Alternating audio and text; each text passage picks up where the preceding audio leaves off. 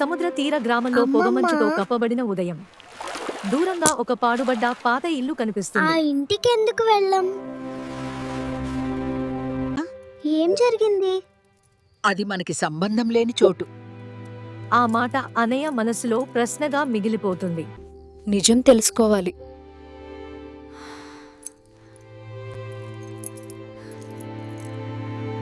మరుసటి ఉదయం ఆ పాడుబడ్డ ఇంటి దగ్గరకు చేరుతుంది. తలుపు నెమ్మదిగా తెరుచుకుంటుంది. లోపల చీకటి, ధూళి, నిశ్శబ్దం. అనయ్య గోడలపై ఉన్న పాత ఫోటోలు చూస్తుంది. ఒక్కసారిగా ఆశ్చర్యపోతుంది. ఆ ఫోటోలో ఉన్న చిన్నారి తనలాగే ఉంటుంది.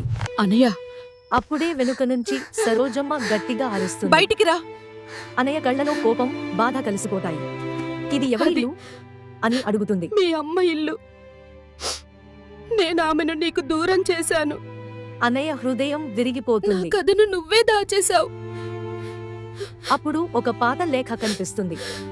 సరోజమ్మ దాన్ని తెరిచి చదువుతుంది. అమ్మా, కాని ఆ లేఖ ఎప్పుడూ ఆమెకు చేరలేదు. నన్ను క్షమించు. తిరిగి రావాలనుకుంటున్నాను. ఇది ఇప్పుడు నీది.